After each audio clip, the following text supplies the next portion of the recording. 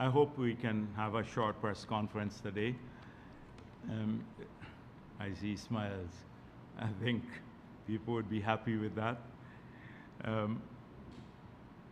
So let me start by congratulating President Irfaan for hosting a large number of international meetings successfully here in Guyana. I wish to thank the government officials and thousands of other Guyanese who've worked to make these several international engagements a success. In the past 2 weeks, we've been able to project Guyana globally. What are the challenges before our country and the opportunities here? And we've been able to give most of those who've visited Guyana a more nuanced understanding of our development path and our plans to bring prosperity to all of our people. From the energy conference, although that was not organized by the government, but the government was heavily involved, we had a large number of international investors and opinion makers, some of the biggest banks and funds in the world that operate at a different level. And I think they left Guyana with clarity from the government as to our policies. And this comes at a premium. It's not many countries that have been able to define clearly where they're going and how they're going to get there. We know about the disastrous past with APNU, where people came to similar conferences of this nature and they were totally dissatisfied. No, not a minister could have spoken and given clear answers to any of the questions raised. We had open sessions where people could have asked any questions and they all had a clear answer from the government of Guyana. So the hosting President Lula and CARICOM, the president of the Inter-American Development Bank, and several bilateral delegations in Guyana from the UK, from Canada, from almost everywhere in the world. We had the Saudis here, a delegation from UAE. They allowed Guyana to deal with a large number of very topical issues globally, including the governance crisis in Haiti, the situation, the horrible situation in Gaza. The CARICOM heads came out with a very strong statement on that issue. On the issue of climate change, there were extensive discussions, economic growth, access to financing, reform of institutions and their instruments to make them more fit for purpose, particularly for the developing world, food security, digitization of economies. All of these were just some of the topics discussed. In the bilateral programs, you heard this morning from President Ali and President Lula about discussions to advance transport, infrastructure generally, food security, energy cooperation, and defense. These are some of the areas identified in the bilateral meeting for further cooperation. So, as you can see, a large number of issues were discussed. Very, very important issues, not only for Guyana, but the rest of the world. We have, we've seen recently, so let me transition from that quickly. Once again, I want to congratulate all the people who participated fully. There are thousands of Guyanese who I saw doing different things. And they all contributed to making these activities a success. It's been a busy two weeks for for the country. On the sidelines, we've seen APNU at their usual stuff. So whilst all of this was happening, Hamilton Green said, you know, APNU should rig elections to stay in office. Then Norton and the others defended that position. Last week I spoke on it briefly.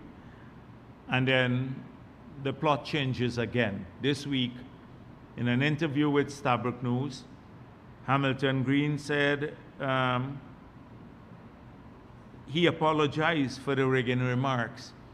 He said they were not intended.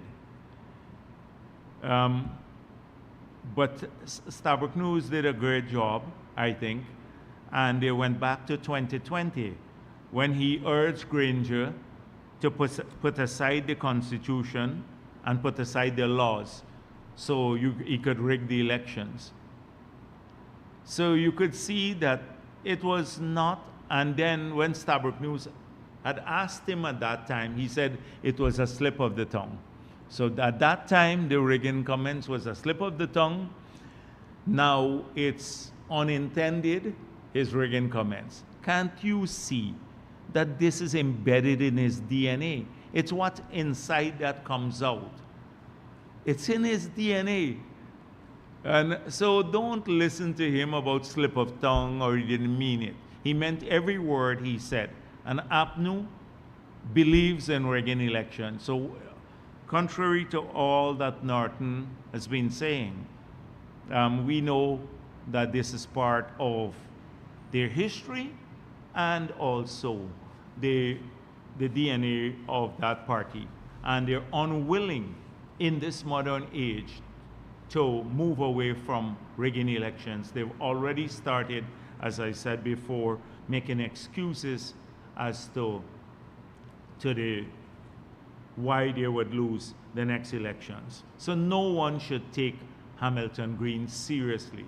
This guy was part of that machinery in the past, and he believes every word that he has said. It's not unintended. I just want to, Norton released a long interview he had with America's Quarterly from New York.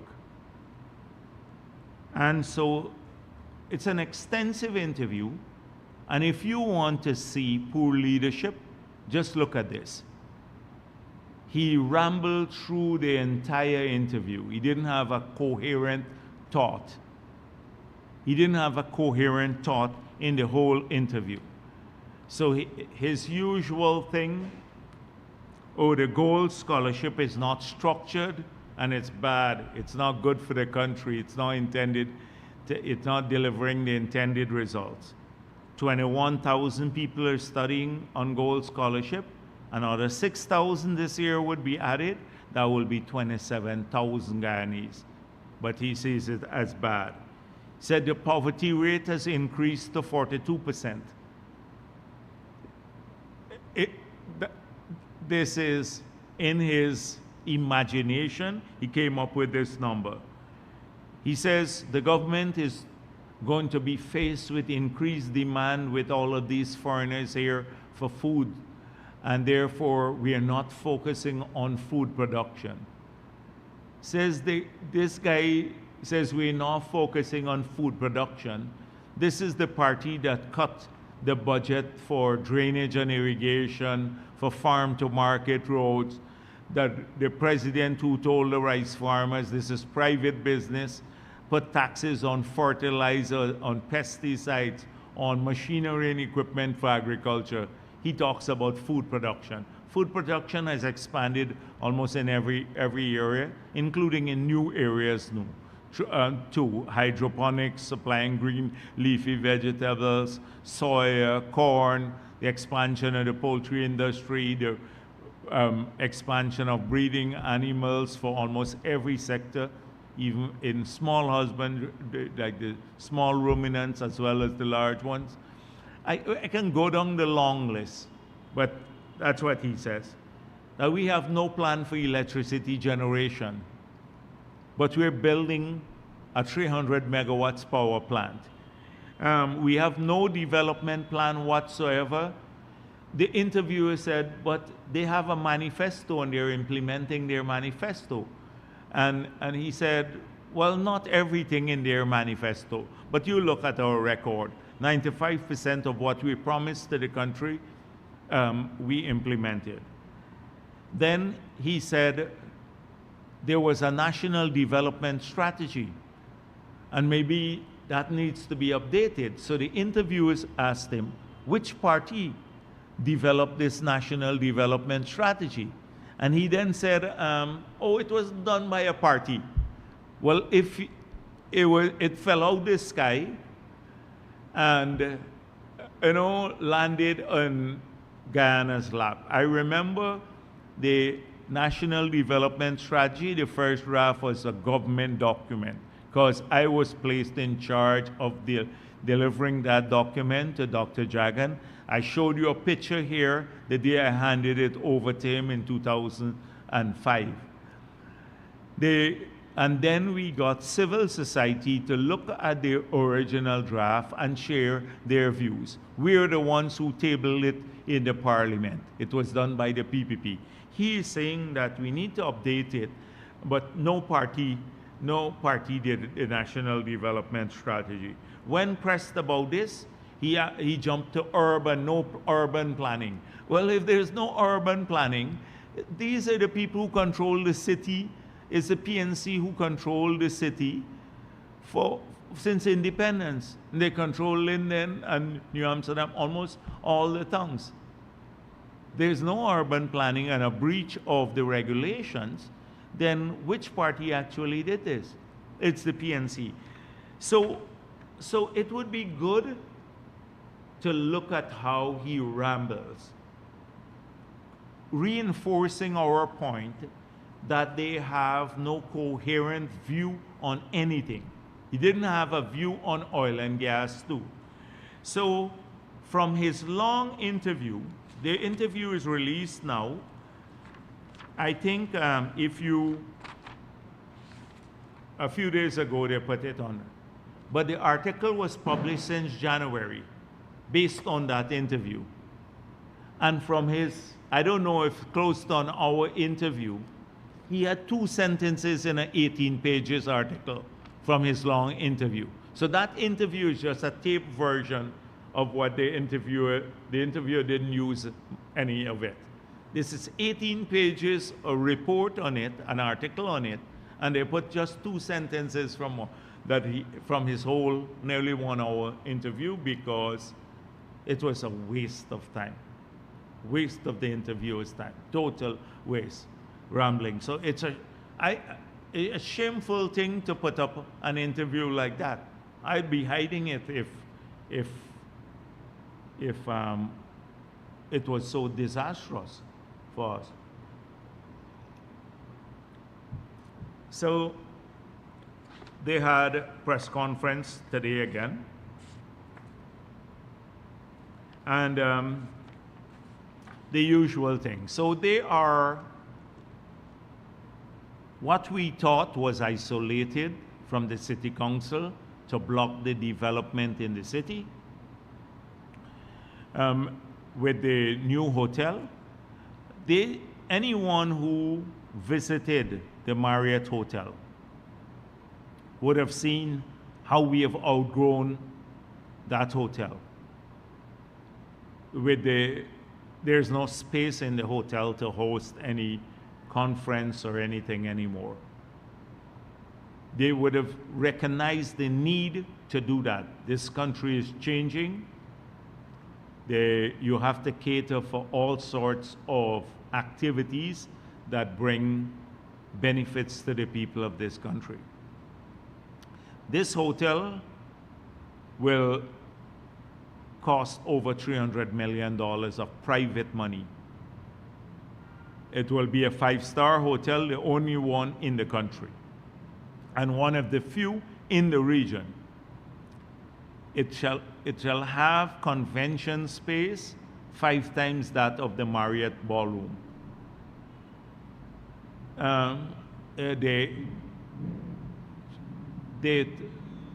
What will happen at the end of the construction, you'll have at least 500 Guyanese who will have permanent jobs there. Like the Marriott now, and you go there and see all those people working, it was the same APNU that was opposed to the building of that hotel. They had to eat their words. Kite Show News, all the APNU, AFC, Christopher Ram had to eat their word. They said it would be a white elephant project. It will not be feasible. They will turn it into a hospital. Today it's one of the most profitable hotels anywhere. The value saw that from the bid that we received, which was nearly twice the cost of its construction. And it replaced the dump site. And hundreds of Guyanese are working there now. It's this narrow-mindedness now. We hear about the green space again.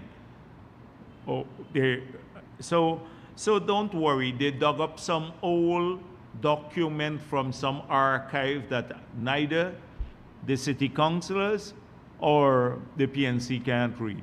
We have had the people, the lawyers and lands and survey, the people who are specialized in this area, produce the documentation about ownership. And the project is moving forward. So this is like everything else. We hear complaints about it. We hear complaints. I saw a Starbuck News editorial, the Qataris are going to do another stadium in Region 3, and we have one in 6, and it may be underutilized. We heard the same thing about the Providence Stadium. But the stadium across the river is a gift from the Qataris, that they are dismantling the ones that they built for World Cup, and they're going to give us a gift. It's not public money. The one in Berbice is built by not from revenue, but by the oil and gas companies. It's built by them.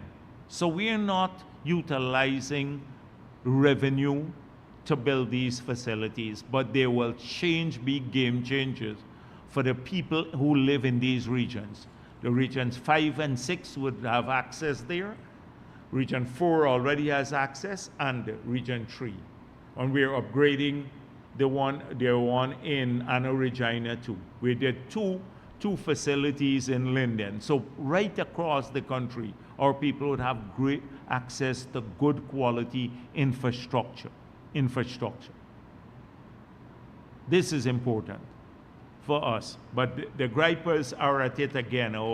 We don't need another hotel, too many hotels in the city, etc. People are putting their money into building these hotels. They're taking a risk. And these hotels will make a big difference to people. I heard I saw a lot written about book value and market value of the company in Guyana, the Stabroek Block Development, and some people just don't understand the difference between the two concepts. So I'm not going to deal with that. I'm not going to spend today educating them.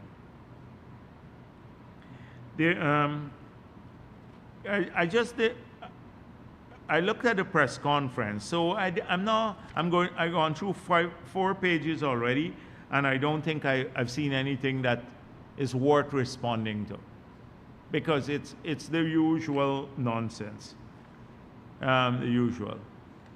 But the most interesting one is APNU saying they're not committed to rigging the 2025 elections, whether we will commit to the same thing. And the answer is yes, Mr. Norton. We will commit to that. That's why we started inviting the international observers, so they can be here very, very early. So it's a strange. And the next one is that if the tell the country who their oil and gas advisors are, then the PPP will steal their ideas. Since when do we steal ideas from APNU? But they can't tell you who their advisors are. The reporter asked, who are your advisors on oil and gas? And Norton said, oh, a lot of them are international advisors, etc. But we can't tell your ideas because PPP will steal them. What sort of juvenile kind of opposition leader we have? Only an infantile approach to this serious development matters would contemplate this sort of answer. It's utter nonsense. You have to compete with your ideas. You have to compete with people, not on racism all the time or lies. This week again, they met with the U.S. delegation, and they were using the same old language that served them well in 2015. Oh, we were associated with drug dealers, we're corrupt. But people are laughing at them now. That served them well in a different era. As we approach the 2015 elections, that used to be their mantra. Oh, the PPP is linked with drug dealers, they're incompetent, we'll do a better job, we'll deliver the good life for all.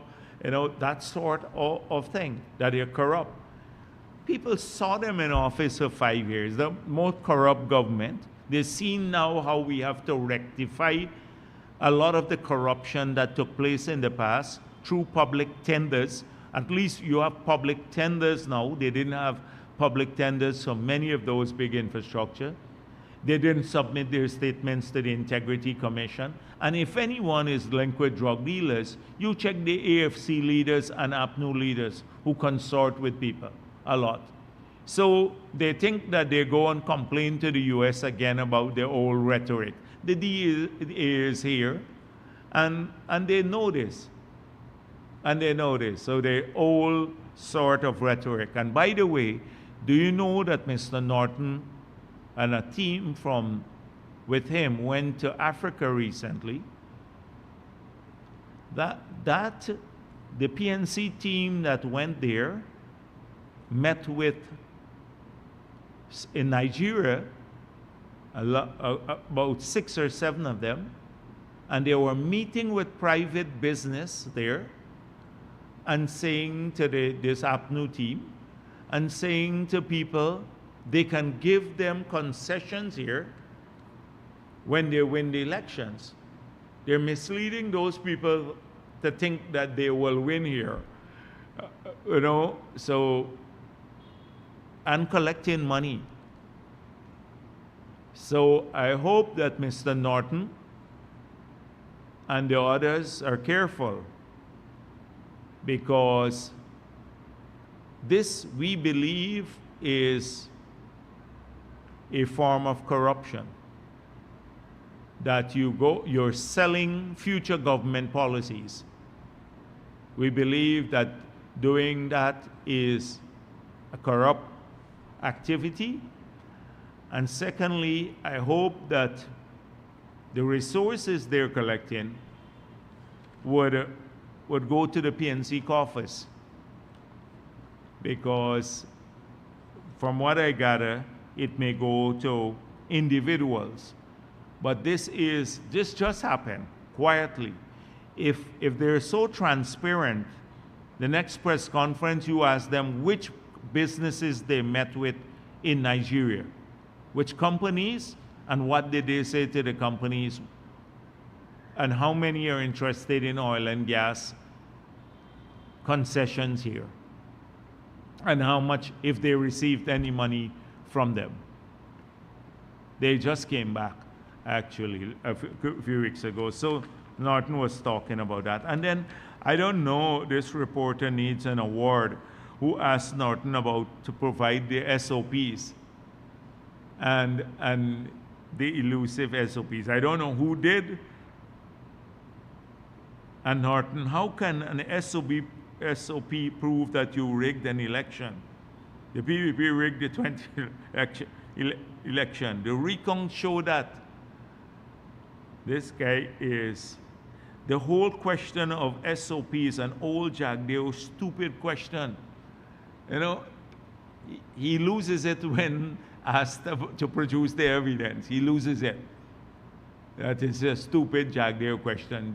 Remember they claim that they had the SOPs that showed they won the elections. They never had those. They had the SOPs that showed they lost the elections. And yet they took this country through the trauma of 5 months and nearly stole the election several times. So we had to fight those off. Norton addressed the nation too. I looked at his address to the nation on the teachers' issue, and he had nothing to say on the teachers' strike. And I think his intent was to mask the political nature of the strike that has been progressively coming to the fore. The secret meetings that they have had with the leadership of the union and other unions, urging them to take industrial action, even when discussions were taking place between the Ministry of Education and the teachers' union. So you would recall that the last meeting took place on the 31st of January between the teachers and the ministry. Earlier, the teachers' union had written to the ministry, and they had solved, as you had seen, about 20-something, 27 or 41 issues already. So that engagement was taking place. The last meeting took place on that date. They agreed to meet continuously every third Wednesday. So they would have had the next meeting on the 21st of February. And then the teachers went on strike.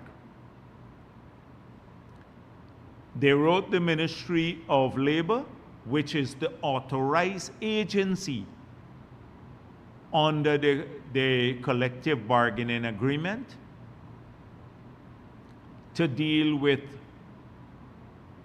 a breakdown of the talks.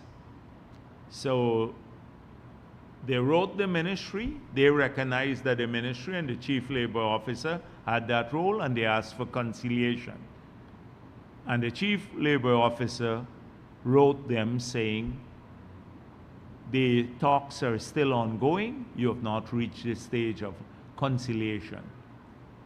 When they received that letter, they withdrew it and then wrote immediately for arbitration.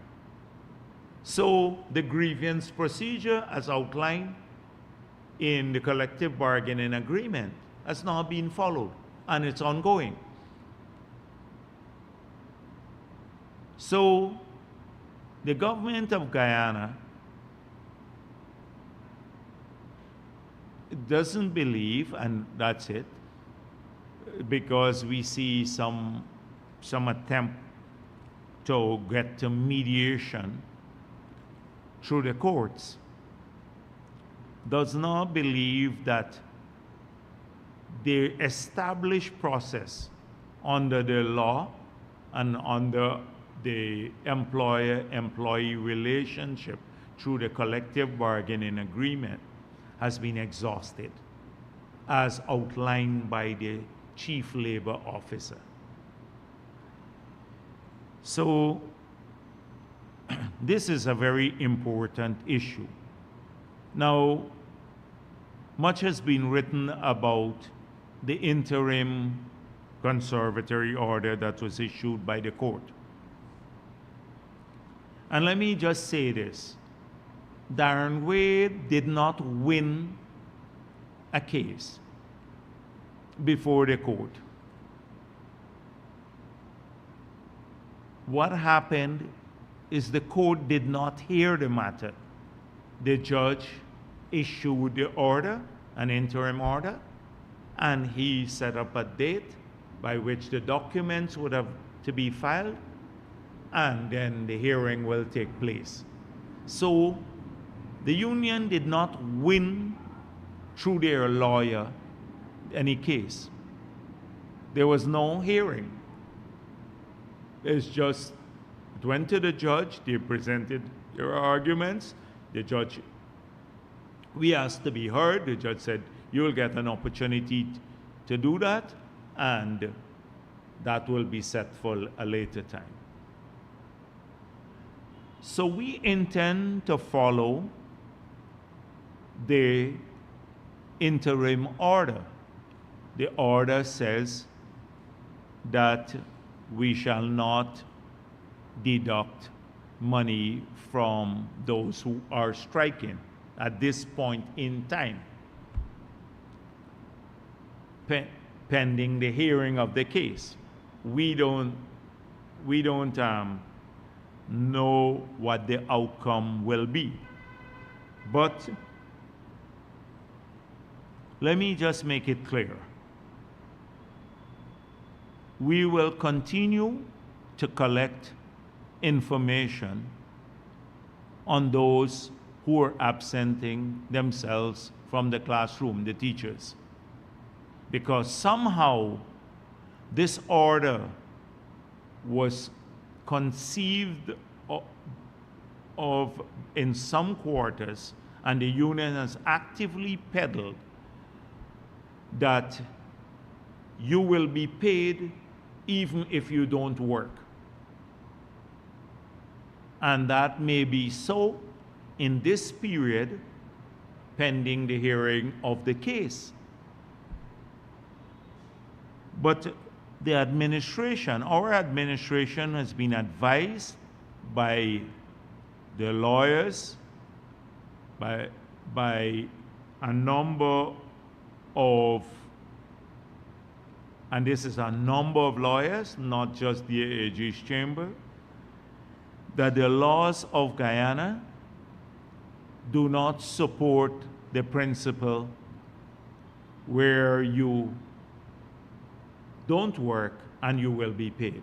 In fact, the laws of Guyana confirm if you don't work, you will not be paid. They advised us, they shared with us opinions, not opinions, case history from the Privy Council, which upheld that principle. No work, no pay. Explicitly put by the highest courts in a jurisdiction, for many Caribbean jurisdictions, the Privy Council is the highest. And so we have precedent to this already. So they will continue to collect information on those who are absenting themselves from the classroom. My fear is that they're misleading teachers into believing that the matter is resolved and they can strike as long as they wish and they will be paid forever. We believe, based on what we have seen, the President, that this matter will be determined in favor of the principle that has long been established, and the deductions, if taken at that time, would be harsher for the teachers. I'm urging the teachers not to be misled by what you hear from the union. You've heard so many misleading things already. So for those who believe that that they can strike forever and they receive pay forever, imagine the common sense of that argument. It's just a commonsensical. If people can withdraw labor forever, I said this before, and be paid for it, then who will work? If you can strike, you don't need to show up 365 days a year. You say, I'm on strike, and then you get paid for all 365 days in a year. Why would anyone anywhere in the world work? Common sense. So Norton's address was designed to really hide the strong political influence behind the teacher strike. We know of it. Norton can't hide from that. I saw something, the Starbuck News is not here today, but I saw this letter. I don't know why a newspaper, a serious newspaper like Starbuck News, would publish such a long letter from some person named Candice Dorwish to say Natural Resource Fund appears to be missing 27 million. Appears to be missing 27 million. The Minister of Finance told me it's utter crap, nonsense. And you publish a letter from someone who, just a Dorwish, a big letter like this on an important issue like this one, without even calling, having the courtesy of calling the Ministry of Finance or the central bank. This is really, really, you have nothing to publish in a newspaper. I don't even know where people get this. This is such a flawed kind of analysis. It's like conjecture. Anybody, a lunatic could write anything, 100 million, it disappears, etc. Appears to be missing. Appears to be missing. So you can, already the damage is done. When you go and correct it, which could have been done in 5 minutes, to say it to the Minister of Finance, and then if you call him and he says it's nonsense, and you later prove him wrong, then you have a story. But this is the usual thing every single day. And what this does is just reinforce the impression. Oh, it falls straight into the Kaicho News on, oh, they're thieving the oil money now. It's a lie. No 27 million is missing. It must be written by Glenn Lal. Or, no, this is too complex language for him. I think it might be someone else. I think a lot of it, some of these things here, I must say something, that I see Kaicho News talk of President Ali large and words little where action is necessary. And he mentioned, the president said 11 times commitment in his Republic Day address. I think they have, and mentioned about secrecy and commitment, lack of commitment by the president and the government. I think they have a problem with strong leadership. President Ali is a strong leader. He speaks forcefully because he's convinced that he's working for the people of this country and he can be substantiated by facts. When he speaks about commitments 11 times, we can point out to 100 commitments that we've made and we've fulfilled in the 3.5 years we've been in government. 100. And by contrast, 0 on the APNU. We committed, I told you about the scholarships. 20,000 we committed in our manifesto. We're at 27,000 this year, and we have another year to go before the elections next year.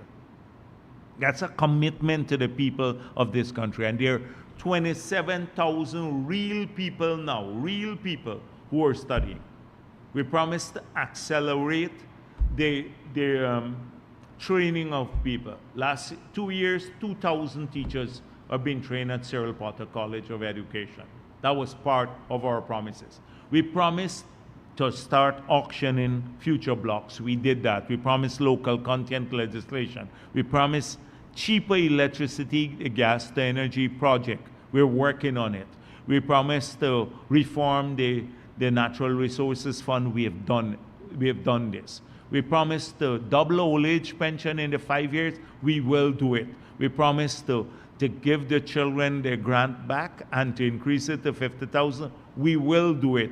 We promised 50,000 house lots. We're already at 30,000 there. We promised the joint services the bonus back. We did it. We promised to remove VAT on water, electricity, and all the other items. We did it. We promised the miners to revise the tax laws. We did so.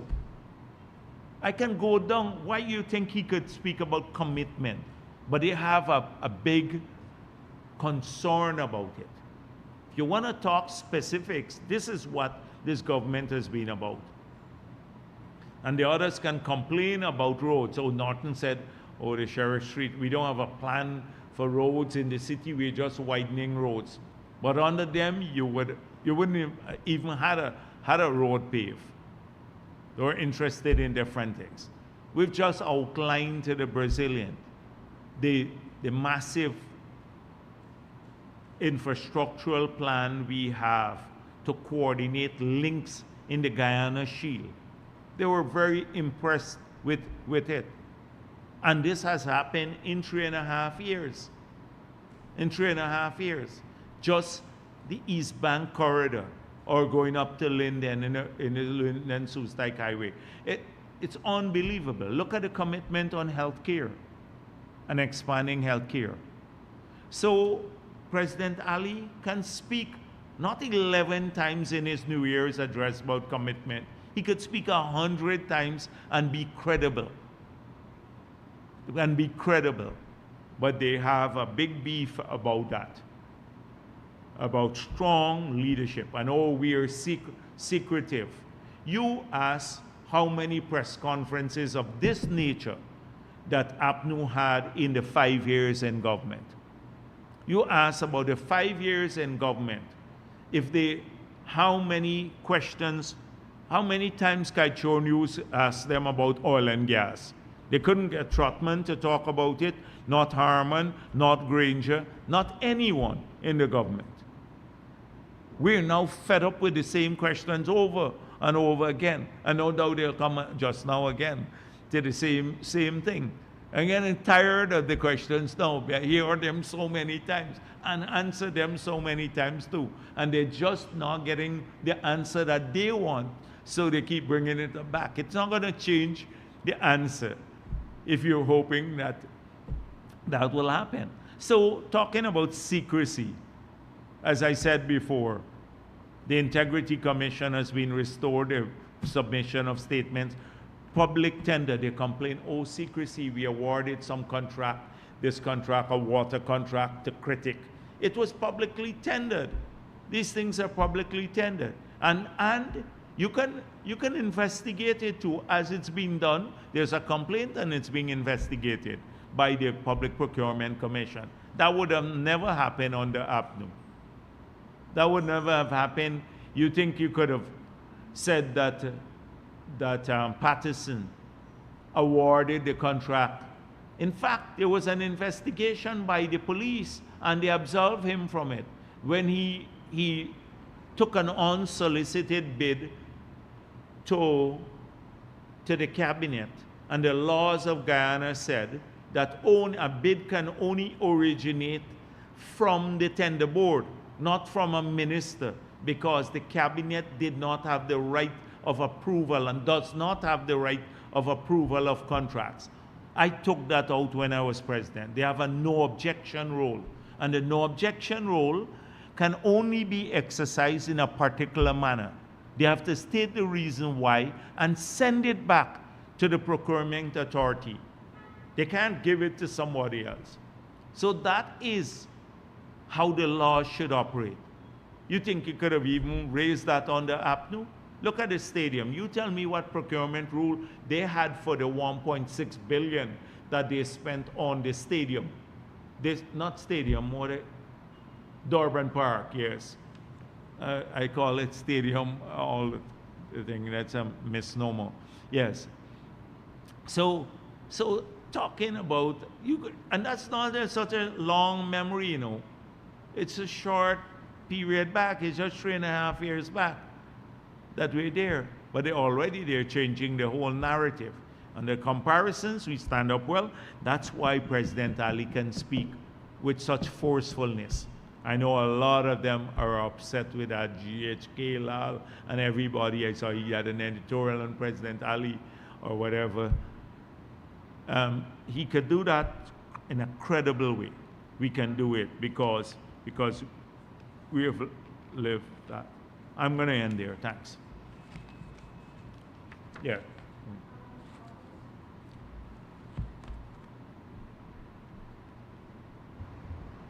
Good afternoon, Trina Williams, Guyana Chronicle. Yes. Although Guyana has been making a name for itself on the international stage and even attracting the eyes of investors, What? we... What, Guyana? Can you hear me? Yes, yes. You Okay. said the word at the beginning. Who has been making it? I said, although Guyana has Oh, been... although Guyana. Oh, I thought you name a company. Okay, although Guyana has been. Yes. Yes. Okay. Although Guyana has been making a name for itself on the international stage. Catch Your News got a pen there. You don't want to lend me a pen there? You don't have a pen? Well, you're worse off than us here. Glenlaw pay you. I thought Glenlaw paying you a big salary there too. Charging big salaries for public servant. Yes, go. Yes, okay. Yes, although Guyana has been making a name for itself on the international stage and even attracting the eyes of investors, this morning the opposition would have said that the way the PPP is governing is bad for investors. Can you reflect on how this government has transformed the investment climate? Yeah, well, that's why, of necessity, as General Secretary of the party, the PPP, I have to respond to Norton. But it's not a task that I relish, because, as I said before, there is nothing of substance that I can address, because he does not speak about policies. It's these wild statements that are far divorced from facts. So if you look at the growth of investments in this country, in almost every single area in the past 3.5 years, you have seen they've skyrocketed. We even had to say to our missions abroad that the initial approach in the earlier periods when we were in office, where economic diplomacy and mobilizing investment was a critical task of the foreign missions, that they have to be cautious now as to the mobilization of investors, because we're already overloaded. And we didn't want the economy to overheat. So they had to be very strategic with guidance from the capital as to which sorts of investments we want, because we want more targeted forms of investments. So we've moved beyond even just mobilizing investments in a broad fashion to now, because we can now pick and choose, because we're in this enviable position compared to other countries that are not getting investors. And you just look at the regional example or the global example. So just look at hotel development. We have about 10 hotel projects. Which country in this hemisphere or any part of the world, except maybe the big countries, now can boast 10 new hotels being developed? Nowhere at this pace in just a few years. Nowhere in the developing world this is happening. Look at the expansion in agriculture. We've had investors from every part of the world. Israel, from the Middle East, from Argentina, from Brazil, the local investors investing heavily in agriculture, in the intermediate savannas, in hydroponics, improving the productivity of our agriculture. We have a ton of investors there in agriculture. In infrastructure, we're overloaded with people who are coming now to not just announce access. Look at the minister this week, the minister from the UK, who came here. the sidelines of the CARICOM conference of heads of government to announce the increase in access to financing to Guyana to $2 billion from UKEF. And he spoke about the massive changes, the growth here, the transformation. This is the UK minister. You have ministers from every part of the world. You listen to CARICOM heads. You hear the IMF say the same thing about the dynamism in our economy, etc. And then you listen to the pipsqueak Norton. You know, who would you believe? And he's not even coherent. He has no facts to demonstrate anything of that nature. So this is, why do I have to defend something that is so evident that he doesn't see it? And if he says it, he needs to understand he will lose credibility because you're pushing against such obvious facts on the ground. Everybody sees it. But that is what happened. Okay, and my second question is, we would have seen the APNU and AFC have differing views on some serious issues. Do you think that this sort of disunity would further cripple them? APNU and AFC? I don't think they have serious differences in views. I think the AFC has long lost credibility. You have to remember how the AFC emerged. The AFC emerged claiming that they wanted to change the politics of Guyana, that the political landscape historically has been dominated by the two major parties, PPP and PNC, and they were bringing a new culture to politics. And that the PPP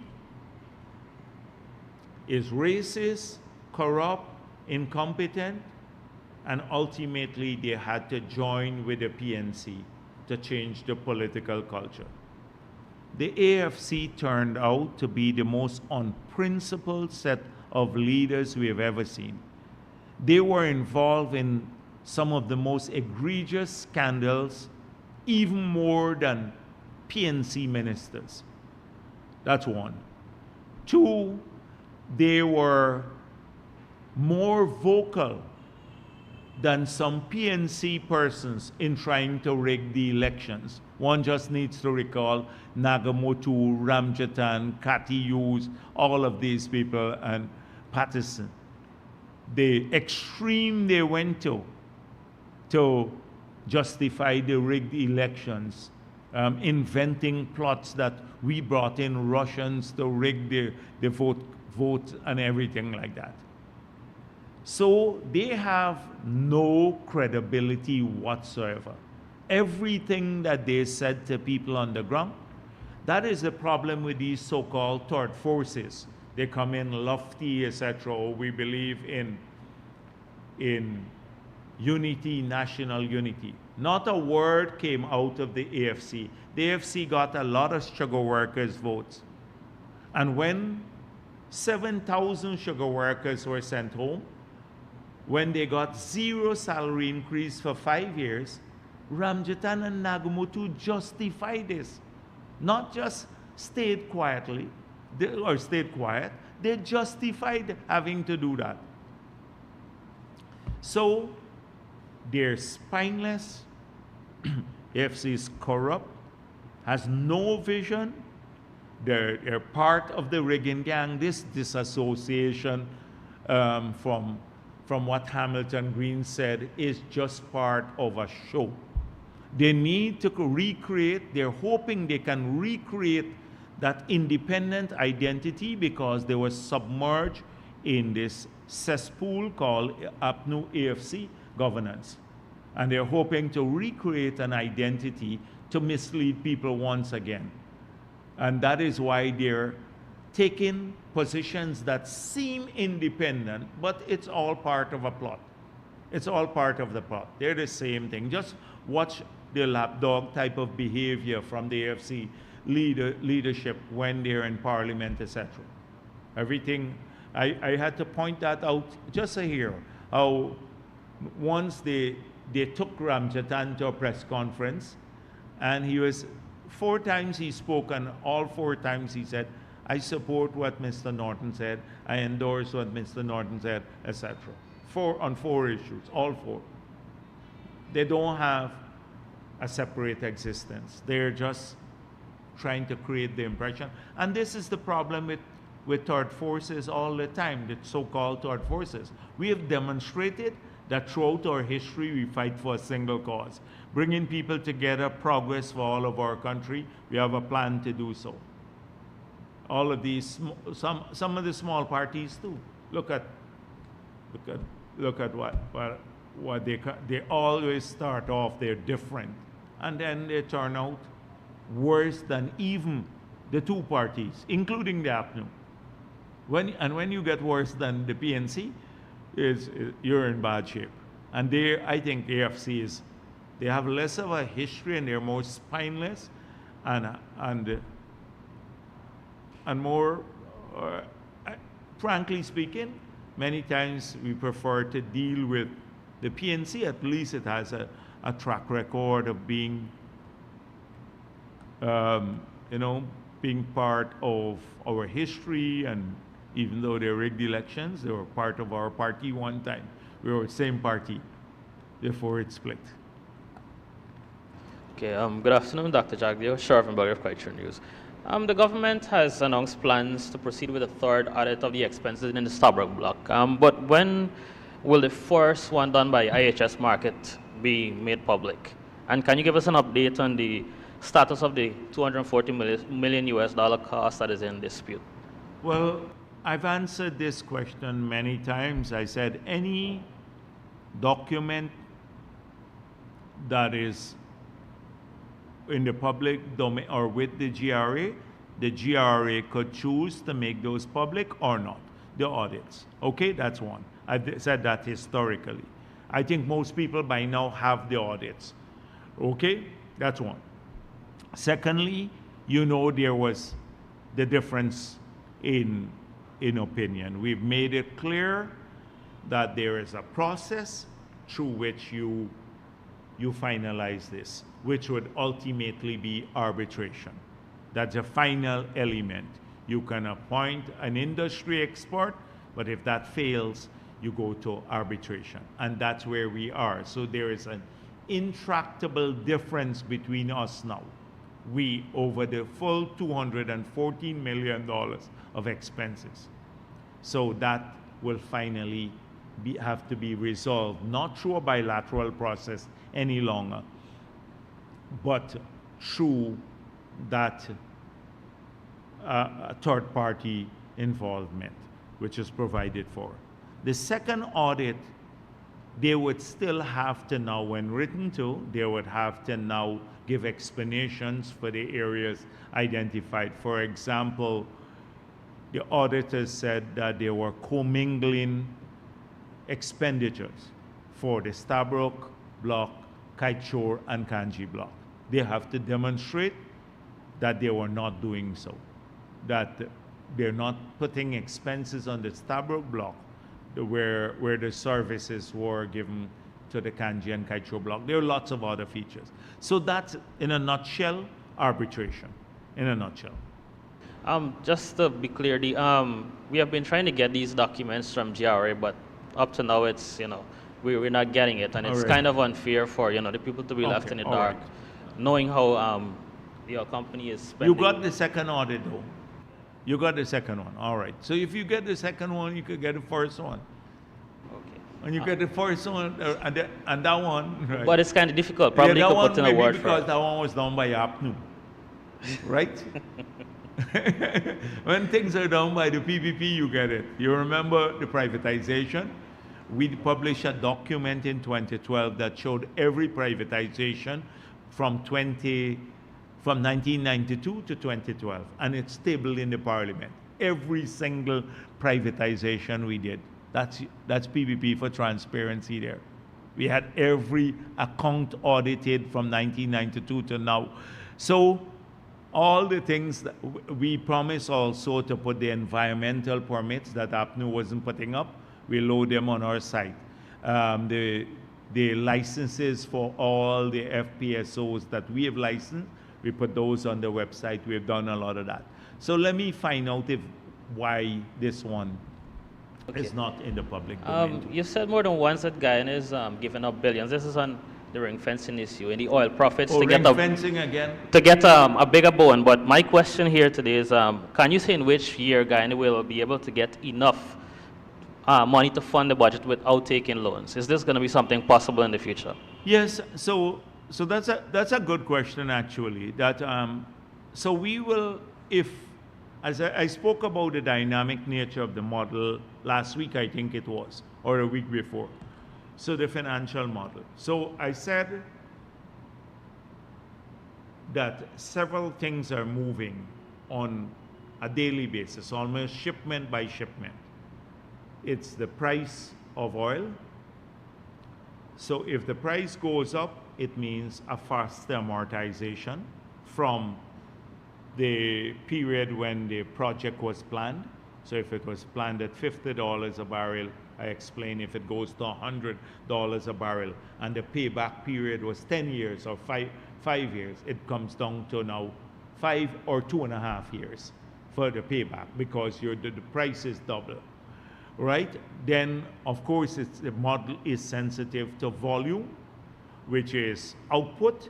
So if you're running at full capacity, unlike some of these places, the FPSOs were rated for like 120 barrel, but they might be doing 130 barrel. That means you're getting more from production from the asset there too, faster payback period.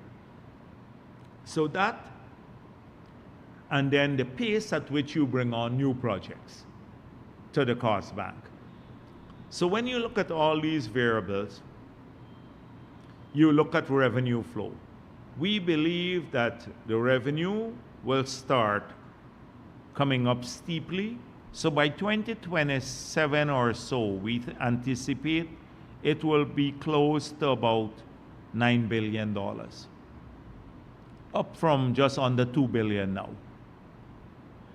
So what happened? $2 billion is like 1.5 billion is about 20-something% of our budget now. So you can project yourself how if you utilize, but you're not going to be able to utilize all of it because once you get beyond 5 billion, so then the saving rates start going up steeply. So you're saving 90% of all you collect above $5 billion, saving for the future. But our non-oil revenue, take this year, the non-oil revenue is over $400 billion too. So non-oil revenue is high too. It's more than oil revenue in this year's budget. Oil revenue would be about $300 billion, and 400 and something billion is coming from non-oil revenue. So that is over $700 billion, maybe nearly $800 billion or so are coming from those two sources alone. So you can do your own forecasting there. That's why I keep saying that in the outer years, you start seeing a steeper growth. That's when you can start addressing the salaries and other things at a faster pace, because then the resources start flowing at magnitude. And by then too, say by 2027, if we complete building the gas to energy project, that's not going to be on our books anymore in our budget.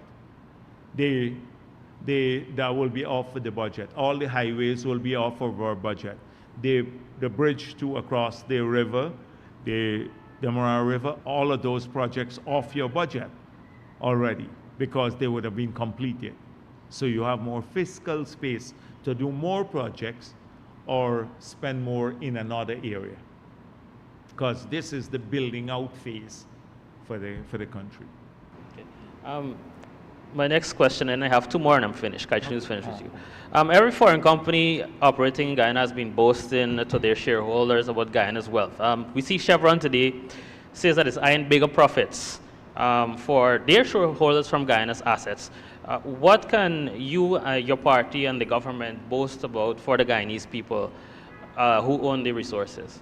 Okay, so the first question is that I hope that you heard what I said last week about market valuation. So since Chevron confirmed that it's the Guyana assets that they were after, so that meant the $60 billion, because it's the total value of the valuation of the shares, is their S share. The bulk of that comes from Guyana, so maybe 50 of the 60 have come from Guyana. So if 30% of the company now is worth $50 billion, you can imagine what the total company is worth now in the market. That's market, how the market values this. I saw somebody, I don't think it's you, but some clown wrote this in Kaichor News. They didn't know the difference between book value and market value. There are significant differences. That's what price they're traded at. So that I'm pleased about that you're acknowledging that the asset we have here is significantly higher and therefore could be utilized for other purposes. So right now, we are, as I said before, we have a PSA that determines our share of the proceeds. And that PSA, so we are limited by that.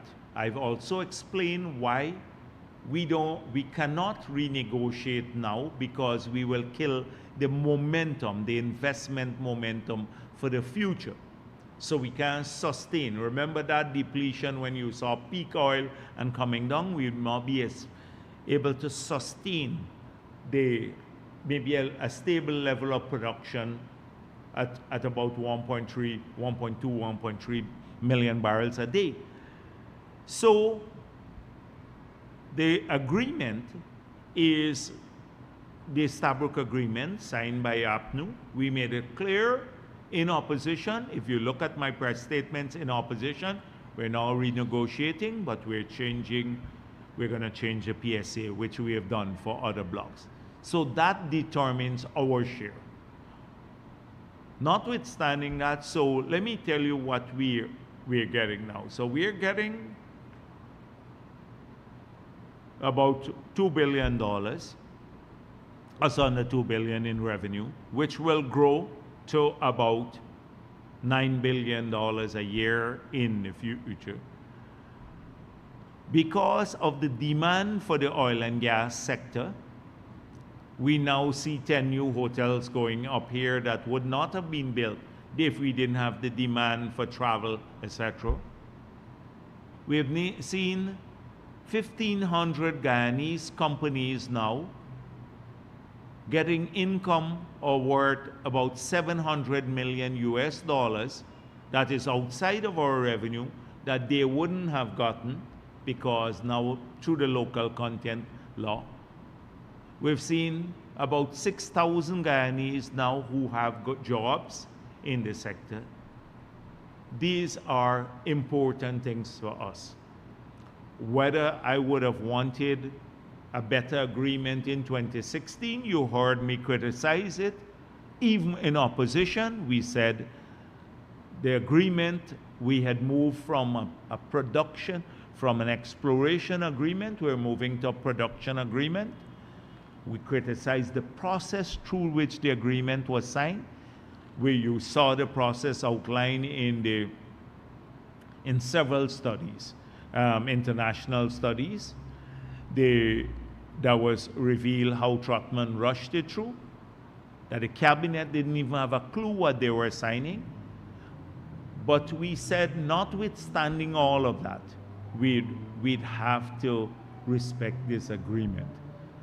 But we have sought separately to eke out more benefits from this overall agreement through the local content law, which APNU didn't even pass or didn't want to do. That brought not revenue to the state, but revenue to our people, benefits. And secondly, and we forced that through because the companies didn't want this, their local content law. We forced it through. They were claiming it would disrupt their operations. We said, fine. And secondly, the free gas, which is a substantial sum of money every year coming to people that will save Guyanese, once that project is completed, in excess of $100 million per year, US dollars per year, in lower electricity bill. So these are additional benefits. But it goes back to my original point, our point about the Stabroek Agreement. Kaichor says, ring fence every project. You can't do every project because it's governed by the rules of the PSA that was signed in 2016. It would be seen as a breach. You breach that, look at what has happened in many countries. Look at the loss of momentum, even in Trinidad. And although they negotiated their contracts, really renegotiated, towards the tail end, when the contracts were about, a lot of them were about to be expired to. Not right at the beginning, when they were about to be expired to. And still you had a loss in momentum. We talk about Suriname. Total has not declared commerciality as yet, and they have now made public a decision to invest. So everybody was saying, oh, Suriname. But Suriname has no project now. And until Total makes such a decision, you wouldn't even know if they would have a project. Look at the difference here. How would the 1,500 Surinamese benefits or companies benefit from a non-existent sector? So that's what you need to understand. Those are the things we can say to Guyanese. And we're saying the future, we've changed the conditions now for the PSA. Yeah, my final two questions. Just want to tickle you. Final one, all right, but go with it. You spoke about the opposition leader, Mr. Norton, and his secret oil and gas advisors. If they somehow come up with a strategy to renegotiate this contract, would you support them? And do you have at hand the costs of the lease or the sale price for to the Qatari hotel investors for the 2 plots of land? No, you can talk to Go Invest about that. You deal with Go Invest because that they would see all the terms of the deal.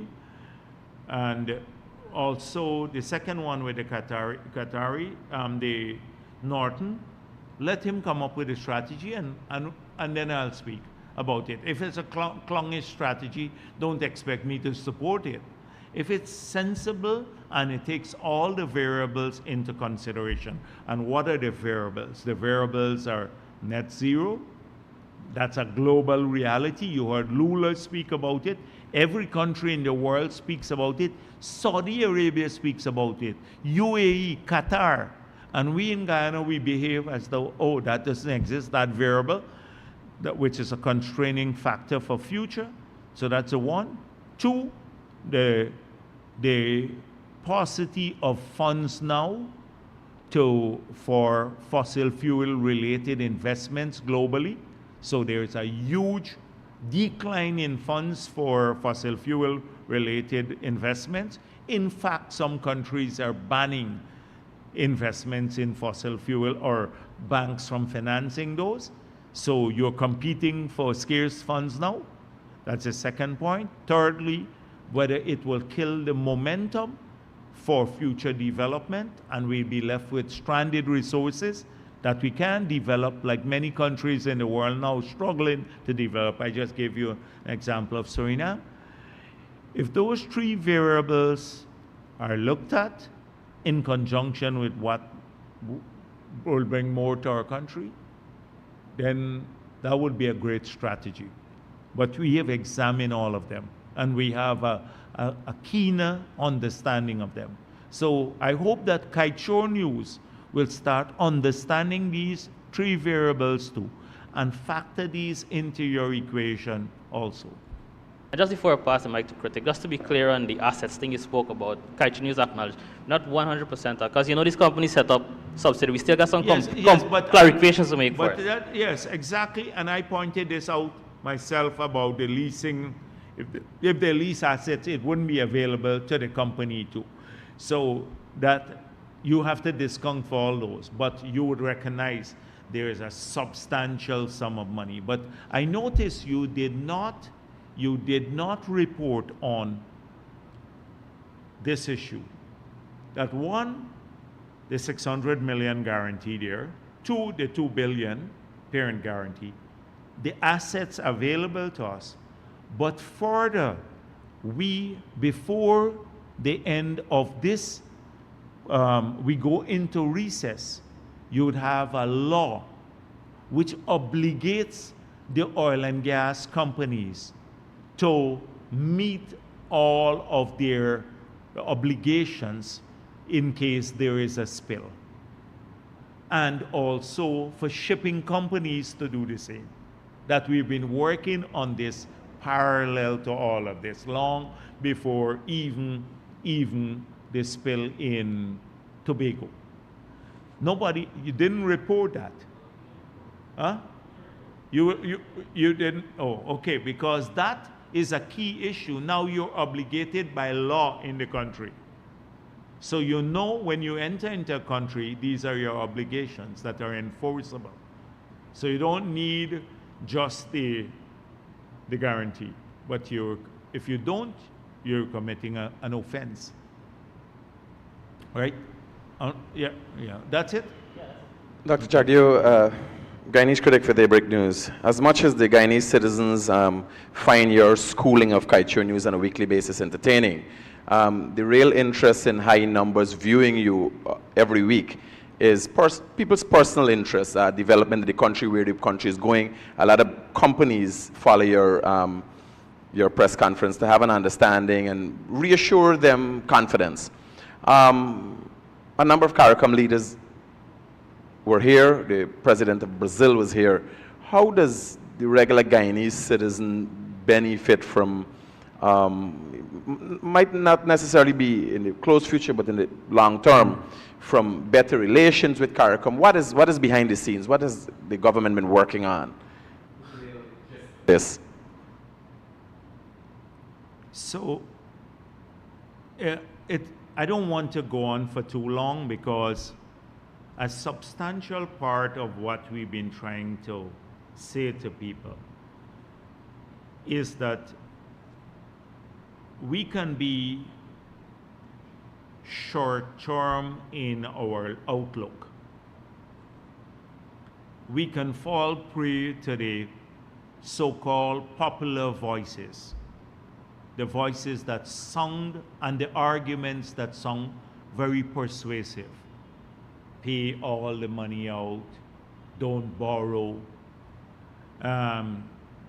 don't have more green space in the city, all green space, no hotels, no development, nothing. Don't build infrastructure while you're building a gas to energy project.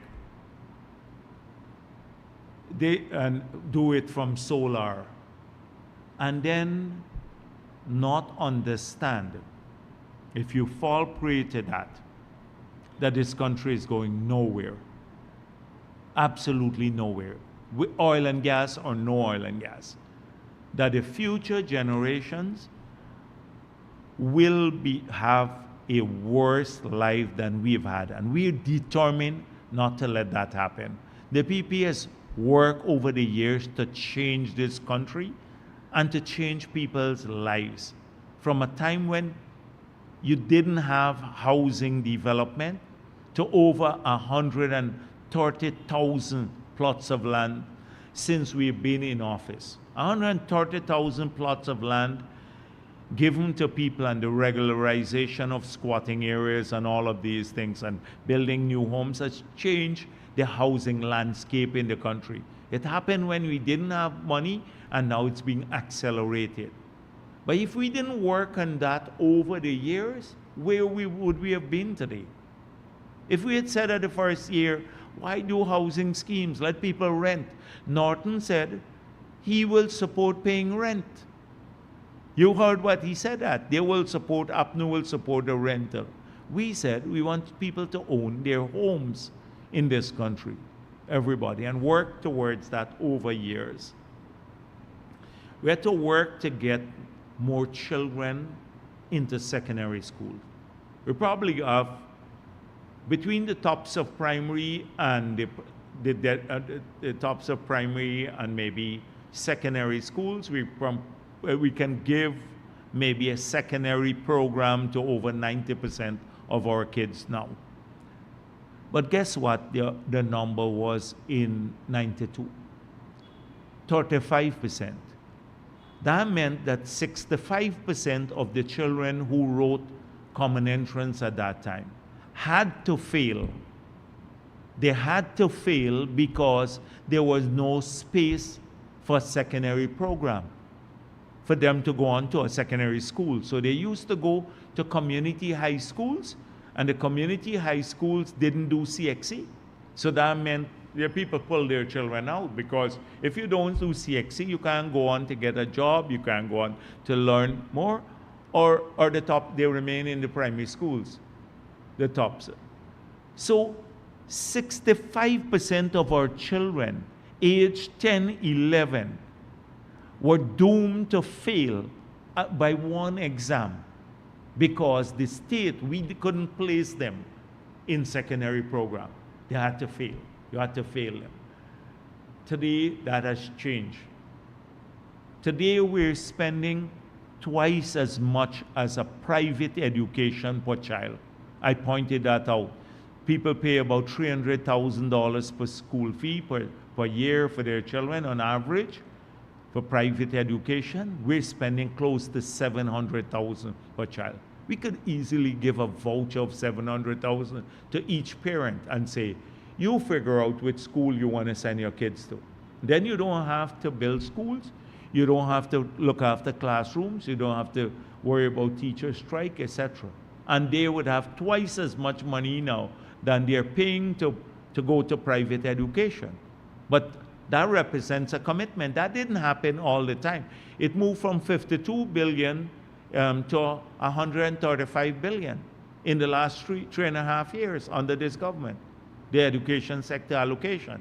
So it was just around 300,000 per child. We've more than doubled it. You gotta think about the future all the time. When we had almost every cent of debt, that's why when they say don't borrow now, and I look where we have come from, the debt was 9 times the size of this economy. Today, the debt, the total debt is 22% of our economy. And the external debt, the foreign debt, money that this country owes other countries in the world, is less now than it was in 1990. 1990, it was 2.1 billion US dollars. It's now 1.8 billion dollars. And what's the difference? At that time, the economy was 300 million.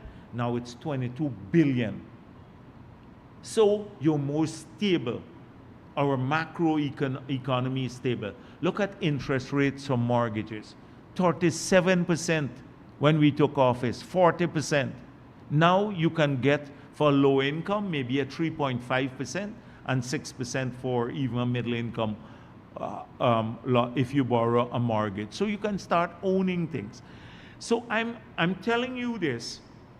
So a lot of the things we're working on, so you mentioned Brazil and CARICOM. We're looking at short term, so our children getting their grant, doubling old age pension, helping those with disability, increasing public service wages and salaries.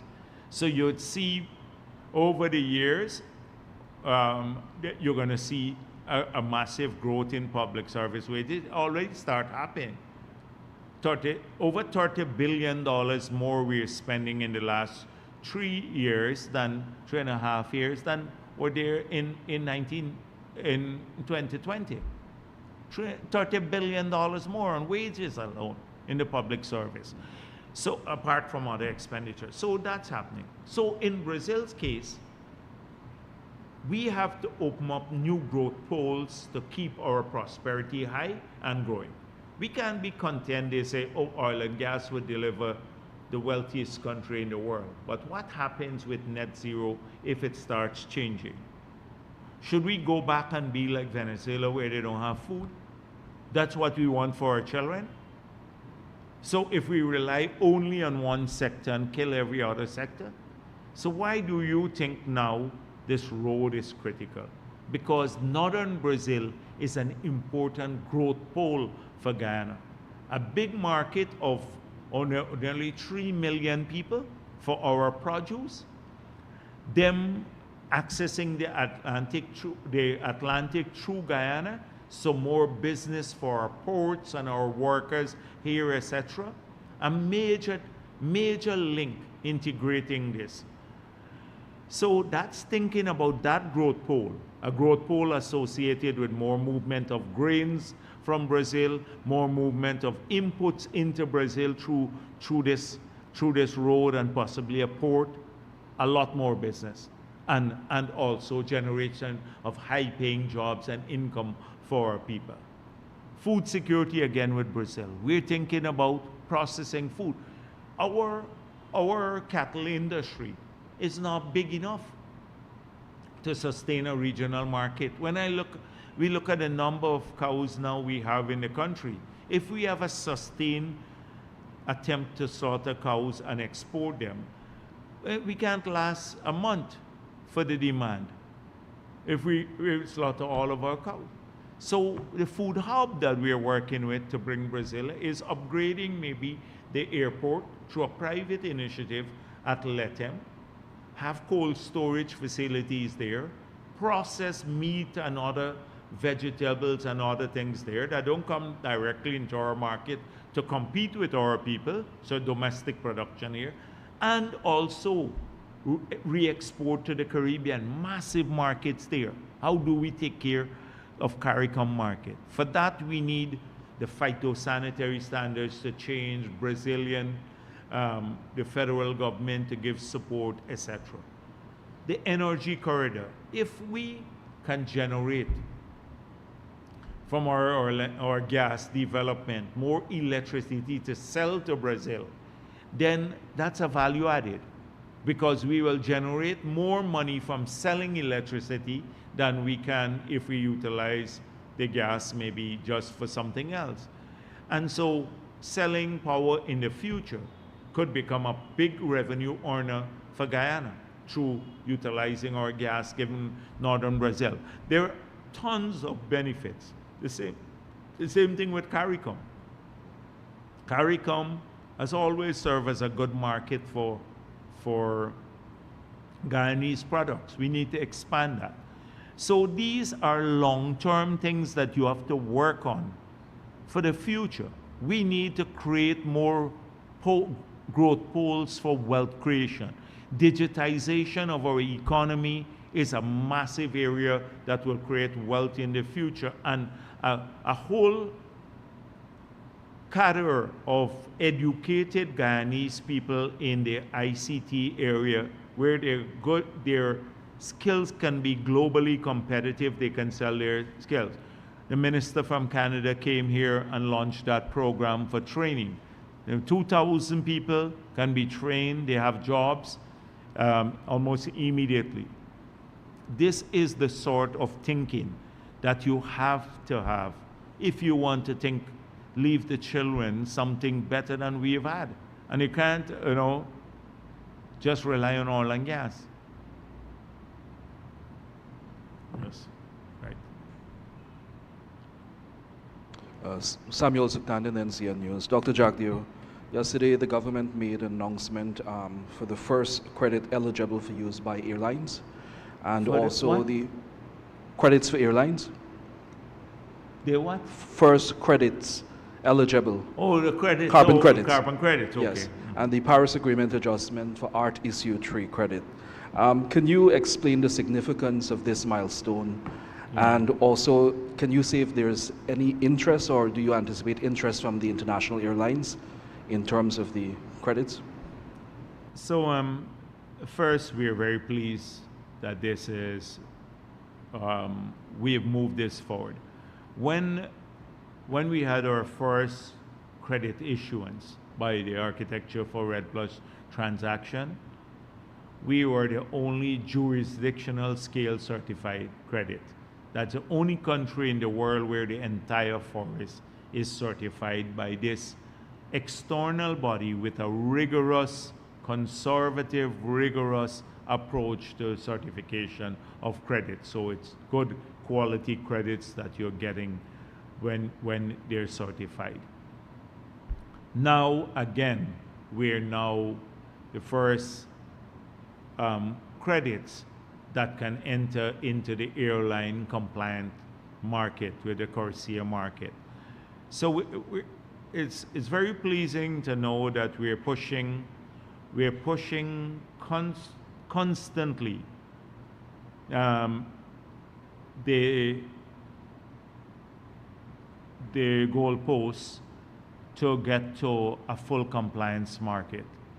If you listen to what I said recently, and when we launched the first credit, we had this long-term strategy. Given that there is no compliance market in the UNFCCC process, and we've suffered from this for 20 years, the inability, when I say we, I mean the forested countries, to get them to move closer from the Kyoto Protocol all the way to the Paris Agreement, and just recently the COP in UAE, when Article 6 didn't move forward very far. So Guyana decided that it had to have a phased approach, and we can't be left out. We can't wait for the compliance market to benefit from these credits. So first we had a bilateral arrangement. Then now we have operating with a market-based arrangement through the HES deal with willing buyers. Now we have moved it forward to a compliance market, but a limited compliance market. And we are now fighting to have a full compliance market where the credits could be fully traded and the prices can escalate. And we have a built-in mechanism for for sharing the benefits for any trading in secondary markets. Today we spoke about it, and I was explaining at a meeting with President Lula about the approach. He spoke about the need for us to work together on forests. We only have 1% of global tropical forests. Brazil has much, much, much more. And we spoke about an approach that will maintain the sovereignty of the forest. I said that, we're not trading that. And without having intrusive mechanisms for certification, but clear ensuring that standards are met, that we can have a menu approach to preserving the world's forests. Because not every forested country in the world want to go to the full market-based mechanism. And many of them have land tenure issues that complicate this. So I would be going maybe to Brazil to talk a bit more about this with the Brazilian authorities as we move together to try to bring together all the forested countries and ensure that we can, public funds are failing us, ensure that we can maybe get more market-based funds at a magnitude, but still preserve the individual approaches that each country may want to take in this menu approach. We have determined that our approach serves our needs best, but Brazil may have a different approach, but still can benefit from resources at a magnitude. So we offered to share what we have done. President Lula said, Yes, and we'll be working on this more. This first phase for Corsia, it's voluntary, but I think the second phase from 2027, it's mandatory with the airlines. No, so mandatory. So we're looking at it. There are two things. The airlines, some countries have to like mandatorily remove or reduce their emissions. Remove emissions or reduce, so they can buy offsets. That's from their perspective. From our side, the market is voluntary now. We had a bilateral deal with Hess. So we work with a bilateral partner, government partner with Norway. We now have a bilateral private sector partner. And Corsia is now a compliance market for airlines. So how airlines choose to offset their credit, they can choose many different ways. They can do this by buying credits through our mechanism. So it's one from the supplier's perspective and one from the person who has an obligation to offset their emission, which are the airlines. So they're two different things. But we're moving to look at a company maybe that could help market our credit too, because they have some big trading companies globally. But the benchmark has been set already. We have very high benchmark. So we can reject any price below that benchmark.